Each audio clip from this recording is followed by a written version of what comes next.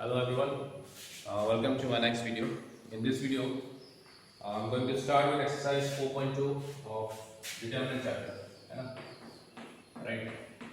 And last video मैंने सिखाया था the properties of determinant, right? तो यहाँ पे हम questions करेंगे. तो सारा क्वेश्चन obviously मैंने बनाऊंगा, ठीक है? तो I'll do some selected questions और आपका काम रहेगा you have to do the rest, ठीक? अब यहाँ पे दिया हुआ है फ्रॉम क्वेश्चन नंबर 1 से लेके 5 तक वो तो using property of determinant and without expanding, ठीक है? क्वेश्चन नंबर 1 से लेके क्वेश्चन नंबर 5 तक आपको क्या करना है? आपको प्रॉपर्टी ऑफ डिटर्मिनेंट यूज करना है, लेकिन इस डिटर्मिनेंट को आप एक्सपांड नहीं कर सकते हो. एक्सपांडिंग अगर r1 r2 r3 नहीं चलेगा, ठीक है? Means without expanding you have to prove that this determinant is equal to 0. कैसे प्रूव करना है हमको? By using property of determinant, ठीक है ना? तो याद करना, देखो हम प्रॉपर्टी यूज करने जा रहे हैं तो 6 प्रॉपर्टी है, उन 6 में से हम कुछ भी प्रॉपर्टी को यूज कर सकते हैं, राइट? तो स्टार्ट करते हैं क्वेश्चन नंबर 1, ठीक है? Question number 1. अब देखो यहां पे हम क्या यूज कर सकते हैं, प्रॉपर्टी को याद रहना, राइट? उसका हम एप्लीकेशन करेंगे यहां पे. तो यहां पे एक डिटरमिनेंट 0 कब होता है, राइट? एक डिटरमिनेंट 0 कब होता है? जब उसका 2 रो या 2 कॉलम, एनी 2 रो या कॉलम अगर आइडेंटिकल होता है तो 0 हो जाएगा, right? But right now question number 1, क्या आपको लगता है कि कोई रो या कोई कॉलम आइडेंटिकल है? r1 r2 कंपेयर कर लो, आइडेंटिकल नहीं है. r1 r3 कंपेयर कर लो, आइडेंटिकल नहीं है. r2 r3 कर लो, आइडेंटिकल नहीं है. c1 c2 कर लो, आइडेंटिकल नहीं है. c1 c3 करके देख लेना, यहां पे आइडेंटिकल तो है नहीं. तो पहली बात तो ये 0 डायरेक्ट होगा. तो प्रॉपर्टी उससे पहले और एक प्रॉपर्टी आपको याद रखना कि अगर मैंने बताया था कोई भी रो या कॉलम में अगर 2 टर्म होता है तो उस डिटरमिनेंट को हम एक्सपांड कर सकते हैं इन टर्म्स ऑफ 2 और मोर डिटरमिनेंट, राइट? अब कॉलम नंबर 3 में देखो, कॉलम नंबर 3 में क्या है? यहां पे 2 टर्म है ना? 2 टर्म है. तो इस डिटरमिनेंट को क्या मैं 2 सेपरेट डिटरमिनेंट बना सकता हूं? तो क्या मैं इसको लिख सकता हूं ऐसा bye using property x y z a b c x y z plus x y z a b c और a b c. अब यहां पे प्रॉपर्टी कौन सा यूज हुआ? आई थिंक प्रॉपर्टी नंबर 5 होना चाहिए, राइट? ये प्रॉपर्टी नंबर 5 होना चाहिए. Yes, property number 5. तो प्रॉपर्टी नंबर 5 में देखना इसका इस्तेमाल किया गया है. तो इस डिटरमिनेंट को मैंने 2 डिटरमिनेंट में डिस्ट्रीब्यूट कर दिया, स्प्लिट कर दिया. क्यों? क्योंकि कॉलम नंबर 3 में 2 टर्म है सब, राइट? ठीक है ना? अब देखो यहां पे ध्यान से, कि c1 और c2 क्या आइडेंटिकल है? c1 c2 आइडेंटिकल है तो क्या इस डिटरमिनेंट का वैल्यू 0 होगा? प्रॉपर्टी था ना, if any 2 row or column are identical then the value of determinant will be 0. Plus अब यहां पे देखना ये c2 और c3 क्या आइडेंटिकल है ना आइडेंटिकल? तो क्या इसको भी मैं 0 लिख सकता हूं, राइट? और 0 प्लस 0 क्या है? 0. That is equal to reference. समझ गए मेरा रेफरेंस है? बात क्लियर है? Very simple. आपको अगर प्रॉपर्टी आता है you can solve many questions, ठीक? ओके, चलो ये तो था क्वेश्चन नंबर 1. अब नेक्स्ट देखते हैं क्वेश्चन नंबर कौन सा 2 देखते हैं.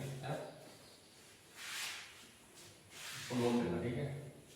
नोट करना, ट्राई करना. देखो प्रॉपर्टी याद होना पड़ेगा. प्रॉपर्टी का एप्लीकेशन यहां पे होगा, राइट? विदाउट प्रॉपर्टी हमको बहुत तकलीफ होगा यहां पे, ठीक है? Okay, next is your determinant of this equal to 0 prove करना है. प्रूव तो करना, चलो सही है. तो प्रूव अगर करना है तो हमको आइडेंटिकल दिखाना पड़ेगा कि c1 c2 क्या कुछ आइडेंटिकल है क्या? यहां पे लग रहा है कुछ आइडेंटिकल है, नहीं है? अब इस डिटरमिनेंट को हम प्रॉपर्टी 5 यहां पे इस्तेमाल नहीं करेंगे. क्यों? क्योंकि देखा यहां पे 2 टर्म है, राइट? तो इसका 2 डिटरमिनेंट बन जाएगा, इसमें c1 का 2 डिटरमिनेंट बन जाएगा. फिर c2 में इसको भी 2 डिटरमिनेंट बनाएंगे, फिर इसमें 2 डिटरमिनेंट बनाएंगे.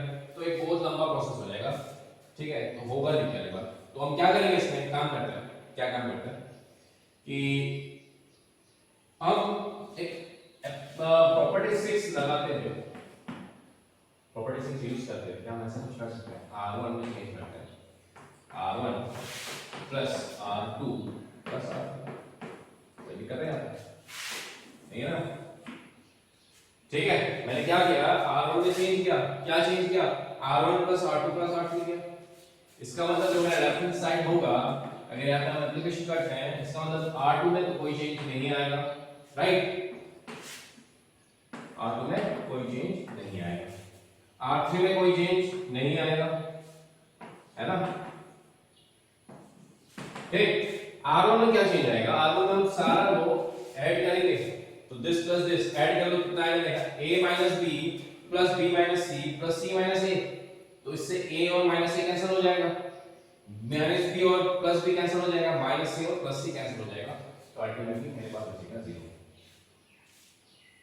ठीक है, उसी तरह इसमें अगर ऐड करेंगे b और माइनस b कैंसिल होगा, minus c plus c cancel होगा, minus c plus c cancel होगा, तो बचेगा 0।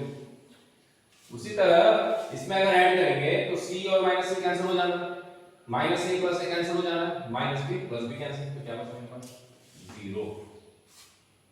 अब क्या करेंगे, अब याद रखना, अगर कोई भी रो या कॉलम का सारा एलिमेंट 0 होता है तो उस एलिमेंट का, उस डिटरमिनेंट का वैल्यू 0। ठीक है, किसी भी रो या कॉलम में अगर सारा एलिमेंट 0 हो जाता है तो वो भी क्या होगा, उस डिटरमिनेंट का वैल्यू 0 होगा, and that is equal to r just. बस मैंने एक्सपांड नहीं किया, विदाउट एक्सपांडिंग मत करना, ठीक है, तो यहां पे नोट कर लेना। ठीक, उसके बाद आएगा क्वेश्चन नंबर 3। क्वेश्चन नंबर 3 आप लोग ट्राई करना, ठीक है, मैं बनाऊंगा क्वेश्चन 4 और 5, ठीक है।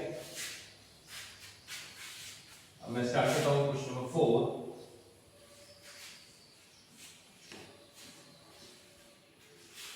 क्वेश्चन नंबर 4 में क्या है कि डिटरमिनेंट ऑफ 1 1 1 है, BC CA AB, इधर हो गया AB नहीं है, AB plus C, right, B C plus A और C A plus B equal to 0, right. अब प्रॉपर्टी यूज करना है विदाउट एक्सपांडिंग, ठीक। तो स्टार्ट करता हूं, सॉल्यूशन है ना, क्या होगा सॉल्यूशन यहाँ पे, तो जो मेरा लेफ्ट हैंड साइड है तो ये 1 1 1 था, BC CA AB, अब इसको अगर मल्टीप्लाई करते हैं तो कितना होगा, AB हो जाना, राइट, प्लस AC हो जाएगा, या CA कर लो, कोई भी दिक्कत नहीं है ना, राइट, और यहाँ पे क्या हो जाएगा, BC हो जाएगा और AB हो जाएगा, यहाँ पे क्या हो जाएगा, AC हो जाएगा और BC होगा, ठीक है ना, सिंपली मल्टीप्लाई क्या होगा, कुछ नहीं। अब देखो प्रॉपर्टी ऑफ डिटरमिनेंट क्या होता है कि अगर हमको किसी डिटरमिनेंट में 0 प्रूफ करना है तो कोई दो या रो कॉलम क्या होना पड़ेगा, आइडेंटिकल होना पड़ेगा, पहली बात। तो पहली बार यहाँ पे चेक कर लो तो रो कॉलम आइडेंटिकल तो है, ठीक। दूसरा हो सकता है कि सारा एलिमेंट ऑफ ए रो और कॉलम अगर 0 हो जाए तब भी होगा, ठीक, लेकिन यहाँ पे ये पॉसिबिलिटीज तो फिलहाल होगा नहीं, तो और कुछ सोचना पड़ेगा, है ना। एप्लीकेशन करते समय काम करते हैं, bye using property number 6, bye using property number 6 क्या हम ये कर सकते हैं, C2 C3 में चेंज करते हैं, C3 प्लस C2 करते हैं, C3 में चेंज करता हूं दिस प्लस दिस, कोई दिक्कत नहीं इसमें, राइट। मैंने प्रॉपर्टी यूज किया तो ये क्या हो जाएगा, तो R1 तो सॉरी C1 सेम रहेगा, C2 सेम रहेगा, राइट, C3 में चेंज आएगा तो C3 प्लस C2, तो फिर क्या हो जाएगा, AB plus BC plus AC होगा, चेक कर लो, सही है ना, ठीक है। उसी तरह इसमें ऐड करेंगे तो क्या हो जाएगा, AB plus BC plus AC होगा, कोई दिक्कत नहीं है, CA कर लो AC कर लो, बात बराबर है, राइट। नेक्स्ट में आएगा AB plus BC plus AC, सही है ना, चेक कर लो, ठीक है। अब कंफ्यूज मत सर, यहाँ पे AC था, इससे पहले लिखा, वहां पे बाद में लिखा, कुछ भी कर लो भैया, एडिशन में इसको यहाँ लिखते हैं, इसको यहाँ लिखते हैं, कोई दिक्कत नहीं है, राइट। अब क्या फायदा हुआ, देखना क्या फायदा हुआ, अब C3 में देखो AB plus BC plus AC, AB plus BC plus AC, AB plus BC plus AC, क्या है, कॉमन एलिमेंट है ना, कॉमन, तो हम निकाल सकते हैं कॉमन, प्रॉपर्टी बताया था ना, we can take common factor from any row और कॉलम, हम किसी भी रो या कॉलम से कॉमन फैक्टर हम बाहर निकाल सकते हैं, राइट। तो इसमें से अगर मैं निकालता हूं फ्रॉम C3, क्या लिखेंगे हम, taking AB plus BC plus AC from कहां से, C3 से। अगर बाहर निकालते हैं उसको तो क्या बचेगा, AB plus BC plus AC निकल गया, तो क्या बचा मेरे पास, R1 C1 C2 तो सेम ही रहेगा, राइट। लेकिन C3 में क्या चेंज आएगा, तो एक कॉमन फैक्टर निकल चुका है, तो क्या बचेगा मेरे पास, 1 1 1 1 बचा, सही है ना, राइट, 1 बचा। अब देखना C1 और C3 क्या ये आइडेंटिकल है, तो इसका वैल्यू क्या हो जाएगा, 0 होगा ना, right. AB plus BC plus AC multiply with 0 and I'll get 0, my right answer, सही है, ठीक है। तो इसी तरह हम प्रॉपर्टीज यूज करते हुए ये सारा एक्सरसाइज बनाएंगे, ठीक है। ध्यान से देखो, अगर समझ में नहीं आ रहा तो पूछो, ठीक है, और कम से कम प्रैक्टिस करो तब आपको समझ में आना, राइट। हम प्रॉपर्टी पढ़ चुके हैं, लेकिन सिर्फ प्रॉपर्टी जानने से नहीं चलेगा, उसका एप्लीकेशन भी आपको आना पड़ेगा, राइट। तो ठीक है, यहां पे नोट कर लो। Then I start with question number 5।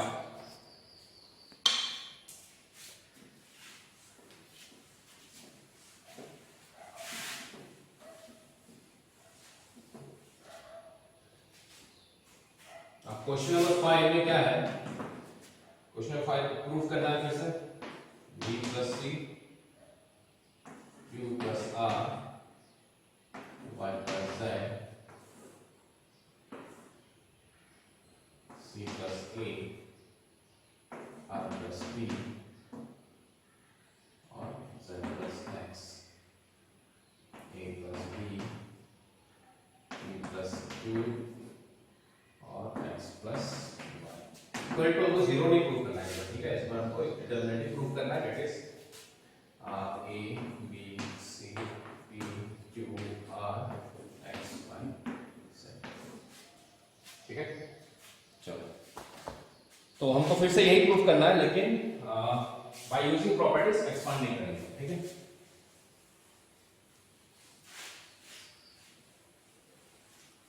ठीक है ना, अच्छा, तो this equal to this proof करेंगे, राइट। तो सॉल्यूशन स्टार्ट करते हैं।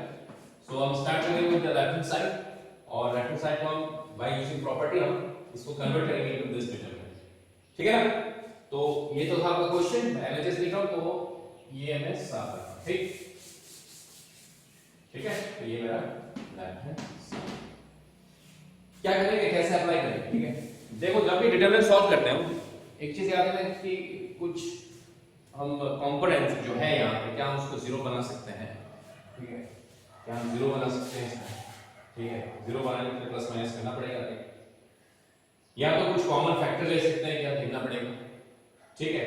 या तो हम डिटरमिनेंट को स्प्लिट कर सकते हैं, क्या इनटू 2 और 1 डिटरमिनेंट, अब यहाँ पे कर सकते हैं, लेकिन it will be a very hectic solution हो जाएगा, राइट। इसमें 2 बनेगा डिटरमिनेंट, इसमें भी 2 बनेगा, इसमें 2 बनेगा, करते करते 6 8 तो डिटरमिनेंट निकल जाएगा इसमें। तो क्या करेंगे हम, इसमें एक काम कर सकते हैं, क्या काम करेंगे, क्या हम एक काम कर सकते हैं यहाँ पे, बाय यूजिंग प्रॉपर्टी 6, क्या हम इसको ऐसे लिख सकते हैं, कहां पर चेंज करते हैं, काम करते हैं R1 में चेंज करते हैं, क्या करेंगे, R1 plus R2 plus R3 करते हैं, कोई दिक्कत नहीं ना, कर सकते हैं, राइट। बनाते जाओ, अगर गलत हुआ तो फिर से ट्राई करेंगे, है ना, गलतियां होगा, और गलतियां करते करते हम सीखेंगे फिर, सही है। तो अप्लाई करते हैं इसमें R1 plus R2 plus R3, मतलब चेंज कहां पे आएगा, R1 पे, मतलब R2 पे कोई चेंज नहीं आएगा, तो R2 का एलिमेंट रहेगा सेम, ठीक है ना। फिर R3 का एलिमेंट रहेगा सेम, ठीक है। अब R वहां पे आएगा चेंज, क्या चेंज आएगा, ये चेंज आएगा। ऐड करना, ध्यान से देखो, अगर इनको हम ऐड करते हैं तो क्या होगा, b plus c, c plus a plus a plus b, मतलब a plus a twice a, b plus b twice b, c plus c twice c, क्या इसको ऐसे लिख सकते हैं, twice of a plus b plus c, ठीक है ना। ध्यान से देखना, ऐड करना बस, और कुछ नहीं। सिमिलरली यहां पे जो ऐड करेंगे, q plus r plus p plus p plus q, p plus p twice p, r plus r twice r, q plus q twice q, तो क्या हम इसको ऐसे लिख सकते हैं twice of p plus q plus r। ठीक है, उसी तरह इसको ऐड करके देखना क्या आएगा, twice of x plus y plus z। ठीक है, तो फिलहाल एक काम तो बन गया, क्या काम बना, from r1 I can take 2 as a common factor, r1 से हम 2 को बाहर निकाल सकते हैं, तो 2 निकल जाएगा बाहर, तो क्या बचा मेरे पास बचा a plus b plus c p plus q plus r x plus y plus z। सही है, यहां बचा मेरे पास c प्लस a, यहां बचा मेरे पास a प्लस b, और यहां बचा मेरे पास r plus p plus q, इधर बचा z प्लस x, और इधर बचा x प्लस y। क्लियर है तक? ठीक है, तो अभी फिलहाल मेरा रिक्वायरमेंट नहीं हुआ, यहां तक नोट करो। ठीक है, उसके बाद देखते हैं अब क्या हम एक एप्लीकेशन कर सकते हैं, फिर प्रॉपर्टी यूज करते हुए करेंगे। ठीक है, प्रॉपर्टी नंबर 6 करेंगे।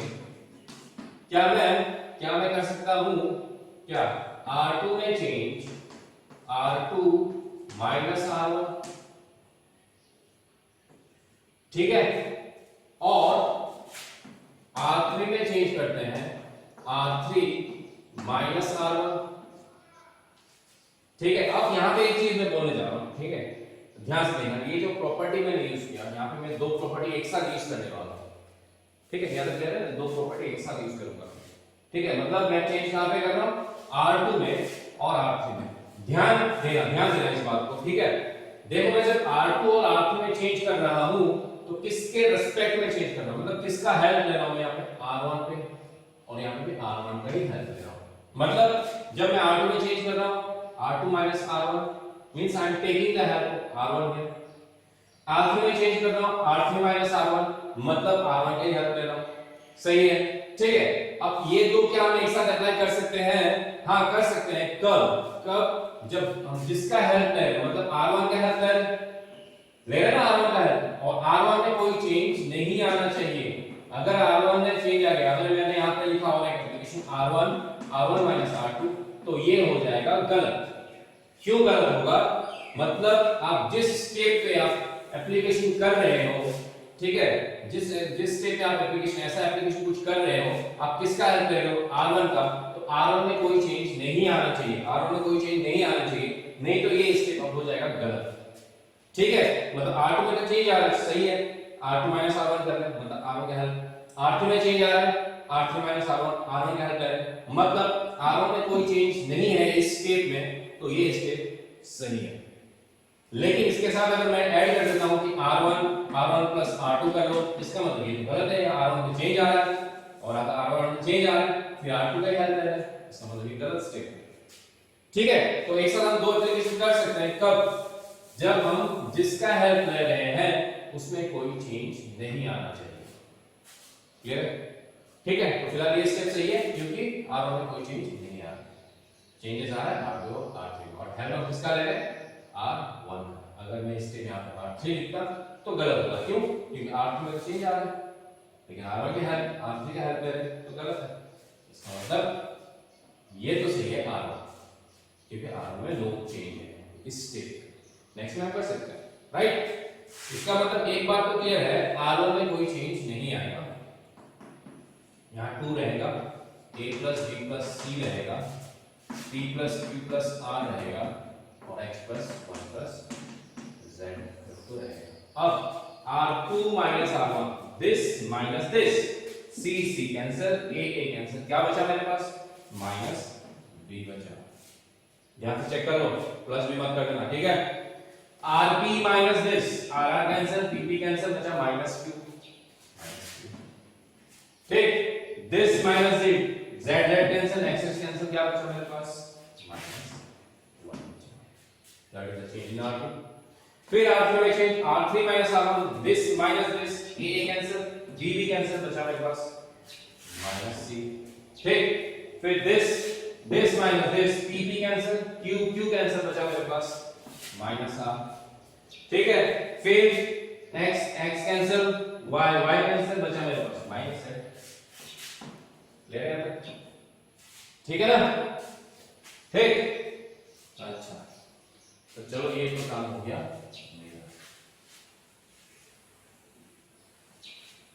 अब अभी भी मेरा रिक्वायरमेंट नहीं बना, राइट? अब एक काम करते हैं, अब एक एप्लीकेशन से प्रॉपर्टी 6 का इस्तेमाल करते हैं। हम करते हैं क्या, R1 में चेंज करते हैं, R1 plus R2 plus R3 करते हैं। क्या क्या मैंने R1 में चेंज किया, क्या क्या मैंने R1 plus R2 plus R3 add किया।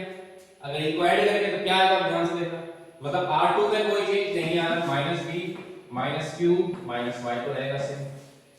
R3 में नहीं आएगा, -c -r -z।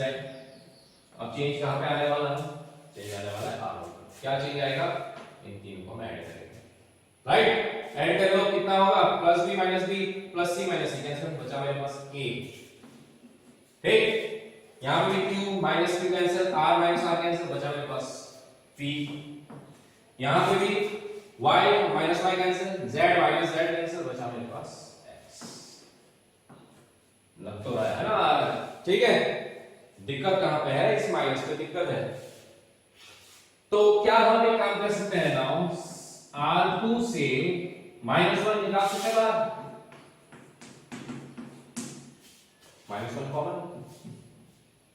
उसी तरह R3 से क्या -1 निकाल सकते हैं बाहर, बिल्कुल निकाल सकते हैं, -1 निकल गया। तो क्या बचा मेरे पास, a, ये प्लस हो गया, ये प्लस हो गया, p, ये भी प्लस, ये भी प्लस, qr, ये भी प्लस, ये भी प्लस, x y z। सही है, सही है ना? अच्छा, तो ये साइड नोट करना है, मैं इसको साफ करता हूं। अब देखना भैया, जो मेरा रिक्वायरमेंट है वो तो आ चुका है ना, राइट? -1 into -1 to +1, तो बचा मेरे पास 2, राइट? और क्या बचा मेरे पास, a b c p q r और क्या, x y z and I think that one are ठीक है, क्लियर? तो यहां तक नोट करो, then I start with next. ठीक है, तो साफ कर लो इसको, ओके?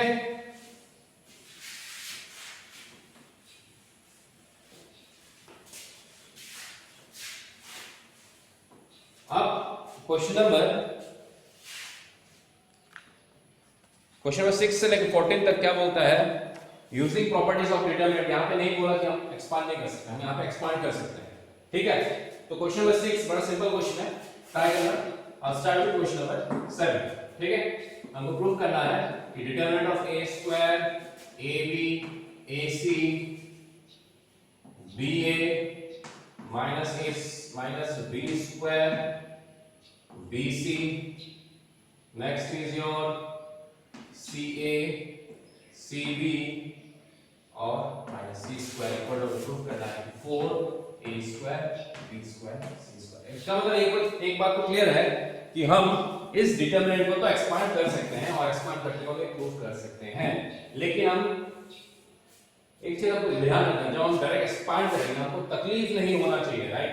हमको एक्सपांड करते हुए यहाँ पर दिक्कत नहीं आना चाहिए, राइट? तो वो दिक्कत को कमाने के लिए है ना, टू मेक इट इजियर हम क्या करेंगे, प्रॉपर्टीज इस्तेमाल करेंगे, then at some moment I am going to expand the determinant. ठीक है, इसका मतलब before expanding this determinant I am going to simplify this, बस। तो बिफोर क्या एक्सपांडिंग हमको थोड़ा सिंपलीफाई कर लेना है, सो दैट एक्सपांड करते हुए हमको कोई दिक्कत ना हो, राइट? अब यहाँ पे देख लो, अगर हम एक्सपांड करेंगे, एक्सपांडिंग में जो मान लेते हैं R1 कर लिया हमने, तो क्या होगा, a स्क्वायर b स्क्वायर आएगा, सिंप्लीफिकेशन में तकलीफ होगी, तो मैं पहले क्या करूंगा, प्रॉपर्टीज यूज करूंगा, ठीक है? तो फिलहाल तो मेरा क्वेश्चन ये है, तो ये डिटरमिनेंट को सिंप्लीफाई करके हम ये राइट हैंड साइड हम प्रूव करेंगे, ठीक है ना? तो चलो लेट्स स्टार्ट करते हैं क्वेश्चन नंबर 7, सॉल्यूशन, राइट? ठीक, तो क्या कर सकते हैं हम, ध्यान से देखो, R1 में a कॉमन है ना, कॉमन C1 में भी है, कोई दिक्कत नहीं, कहीं से भी ले लो कॉमन, मतलब टेकिंग क्या, taking a from C1, b from C1 भी R1 होगा, B from R2 and C from R। कोई दिक्कत है ना? हम बस कॉमन निकाल रहे हैं, कहां से? A R1 से निकाल रहे हैं, B R2 से निकाल रहे हैं, C R3 से निकाल रहे हैं। मतलब A निकल गया, तो अगर A निकल गया तो माइनस A बचा, B बचा, C बचा। यहां से B निकालेंगे, B निकल गया तो क्या बचा मेरे पास? A माइनस B और C बचा। यहां से C निकालेंगे, C निकल गया तो कितना बचा मेरे पास? A B minus. सही है यहां तक? क्लियर? ठीक, अब क्या करेंगे? क्या हम डायरेक्ट एक्सपांड कर सकते हैं? कर सकते हैं, बट मैं थोड़ा और एक्सपांड करूंगा और प्रॉपर्टी यूज करूंगा। ठीक है? कैसे? देखो, जब एक डिटरमिनेंट रहता है, मेरा एक मोटिव रहना चाहिए। क्या मोटिव? कि हमको किसी भी रो या कॉलम का एलिमेंट को हम जीरो अगर बना सकते हैं तो जीरो बनाना होगा। ठीक है? क्योंकि इंट्रोडक्शन पार्ट में मैंने बोला था, अगर किसी भी रो या किसी भी कॉलम में मैक्सिमम जीरोस होता है तो हम कैलकुलेशन, हम जब इवैल्यूएशन करते हैं, एक्सपांड करते हैं डिटरमिनेंट को, उस रो या उस कॉलम में करेंगे, क्योंकि जब जीरो आएगा तो कैलकुलेशन में बहुत ही कमी आएगा। राइट? अगर जीरो नहीं भी कर सकते हैं तो try to make it one. अगर नहीं बनता है then we have to go for some other solution. Right? तो राइट नाउ तो मैं जीरो कर सकता हूं। क्यों? देखो, यहाँ पे माइनस a है, प्लस a है, स्क्वायर करेंगे तो जीरो आ जाएगा। यहाँ b है, यहाँ माइनस b ऐड करेंगे तो जीरो आ जाएगा, और ये जीरो तो नहीं होगा। राइट? तो हम एक काम करते हैं, r1 bye property number 6 r1 में चेंज करते हैं, r1 प्लस r2। ठीक है ना? ठीक है? तो कॉमन तो मेरे पास a b c बचा। अब r1 में चेंज आएगा, मतलब r2 में नो चेंज, R3 में नो चेंज, R1 में change, R1 plus R2, minus a plus a zero, minus b plus b zero, और c प्लस c प्लस। हो गया? क्लियर? क्यों किया मैंने? अब देखना, जो मेरा R1 है उसमें मैक्सिमम जीरो आ चुका है। अब हम करेंगे क्या? इसको एक्सपांड। अब हम इसे एक्सपांड कर सकते हैं, तो मैं इसको साफ करने वाला हूं। ठीक है? ठीक है ना?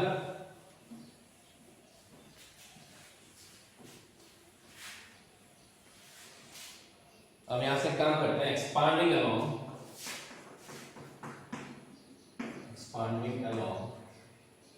R1। ठीक है?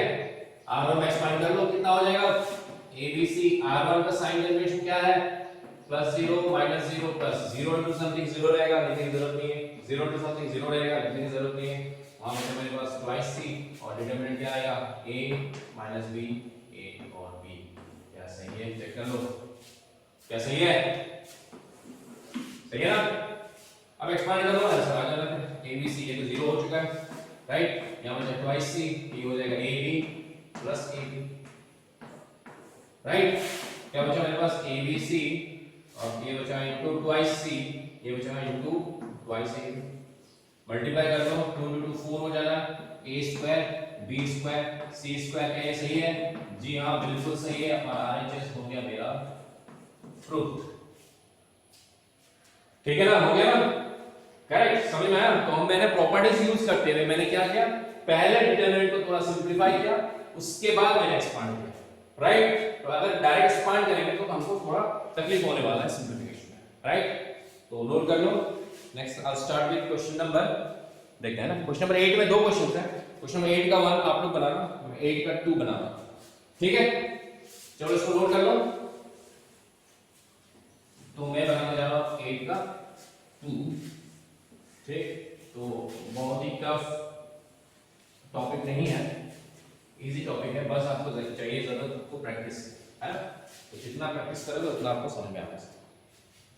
तो क्वेश्चन नंबर 8 का 2 में है 1 1 1 a b c a cube b cube c cube. यहाँ बचा मेरे पास a माइनस b प्रूफ करना है, b माइनस c और c minus a into a plus c। ठीक है ना? तो ये था मेरा 8 का 1 सिमिलर है, 8 का 1 थोड़ा सिंपल है, 8 का 2 भी सिंपल है। यहाँ कुछ फॉर्मूला अलग यूज होगा। राइट?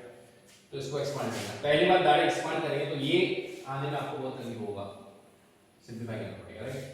तो before expanding I but do some simplification. तो मेरा एक ही मोटिव था यहाँ पे इसको 0 बनाना, और एक चीज याद रखना, जब भी 1 1 1 आता है तो it is very easy to make it 0। 1 minus 1 करेंगे तो 0 आएगा, ठीक है। लेकिन हमको ये भी देखना है कि हमको राइट हैंड साइड में क्या चाहिए, a माइनस b चाहिए या b माइनस a चाहिए। हमको क्या चाहिए, हमको a माइनस b, और a माइनस b कब आएगा, जब हम क्या करेंगे, ये करेंगे ना, कौन सा, c1 में चेंज करते हैं, c1 माइनस c2, तभी तो a माइनस b आएगा। c2 माइनस c1 करेंगे तो b माइनस a आएगा, लेकिन मेरा रिक्वायरमेंट a माइनस b है। तो आपको ये भी ध्यान रखना है कि मेरे राइट हैंड साइड में क्या आपको रिक्वायरमेंट है। तो C1 में अप्लाई करते हैं, तो C2 में कोई चेंज नहीं है, C3 में कोई चेंज नहीं है, C1 में चेंज है, दिस माइनस दिस करेंगे तो 0 आएगा, दिस माइनस दिस करेंगे तो a माइनस b आएगा, और दिस माइनस दिस करेंगे तो a cube minus b cube आएगा। ये है यहाँ तक, है ना, ठीक है। अच्छा, हमको क्या चाहिए, हमको ध्यान रखना a माइनस b, फिर हमको चाहिए b माइनस c, फिर c माइनस c, ठीक। अब बोलोगे सर क्या फायदा हुआ, फायदा तो हो गया भैया, है ना। अब देखो a cube minus b cube का आपको फॉर्मूला आना चाहिए, प्लस 9 का फॉर्मूला है, तो इसका फॉर्मूला ये है a minus b a square plus ab plus b square, सही है, सही है। तो इसके जगह मैं ये लिख सकता हूँ, लिख सकता हूँ, सही है। तो क्या मैं लिख सकता हूँ, यहाँ पे लिख देता हूँ, ठीक है, नहीं तो एक स्टेप और बढ़ जाएगा। तो मैं इसके जगह लिखता हूँ a minus b a square plus ab plus b square, सही है, बिल्कुल सही, राइट। अब देखना C1 से क्या a minus b is a common factor. अब बोलेंगे सर यहाँ पे 0 है, अरे 0 के साथ कुछ भी मल्टीप्लाई कर लो ना भैया, कोई दिक्कत तो नहीं है ना। तो a माइनस b को हम निकालेंगे बाहर, कहाँ से निकालेंगे, from Seema. a minus b तो निकल गया बाहर, राइट। क्या बचा मेरे पास, यहाँ 1 बचा, यहाँ a square plus ab plus b square बचा, ठीक है ना, राइट, ठीक है। अब हम करेंगे क्या, हमको क्या चाहिए, उसको ध्यान से देखते जाओ, क्या चाहिए हमको, b माइनस c चाहिए, मतलब हम c2 में अप्लाई करेंगे, c2 माइनस c, ठीक। तो क्या हो जाएगा, a माइनस b, यहां पे आएगा c1 में नो चेंज, ठीक है, c2 में 0 हो जाएगा, b माइनस c हो जाएगा, और b cube minus c cube, और यहां पे आएगा 1c, बिल्कुल सही। अब फिर से b cube minus c cube का फॉर्मूला यूज कर लो भैया, तो मैं फॉर्मूला डायरेक्ट यहां पे लिखता हूं, राइट। तो b minus c b square plus bc plus c square हो जाना है ना, सही है। अब फिर से हम c2 में देखो क्या b माइनस c कॉमन है ना, कॉमन, तो b माइनस c को निकाल सकते हैं बाहर, राइट, तो निकालो बाहर। तो क्या हो जाएगा, ध्यान से देखना, a माइनस b तो था, अब आ गया मेरा क्या, b माइनस c आ चुका, और डिटरमिनेंट क्या बचा, 0 0 1 1 1 c, यहाँ बचा a square plus ab plus b square, right, यहाँ बचा मेरे पास b square bc plus c square, और यहाँ बचा c,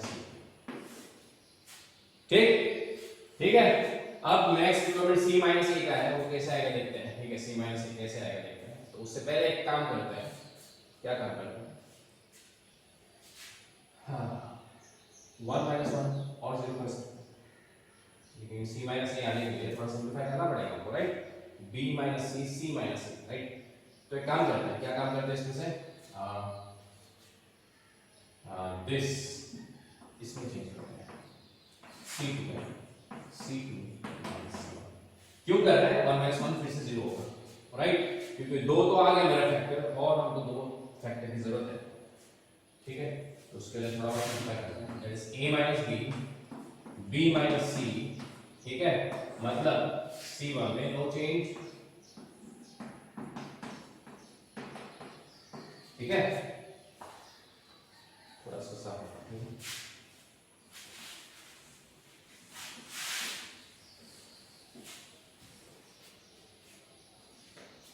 C2 में चेंज आएगा, मतलब क्या चेंज आएगा, ये तो 0 रहेगा। C2 minus C1, this minus this, ये तो 0 आ रहा है, और this minus this, मतलब b square plus bc plus c square minus a square plus ab plus b square, और यहाँ बचा 1c, ठीक है।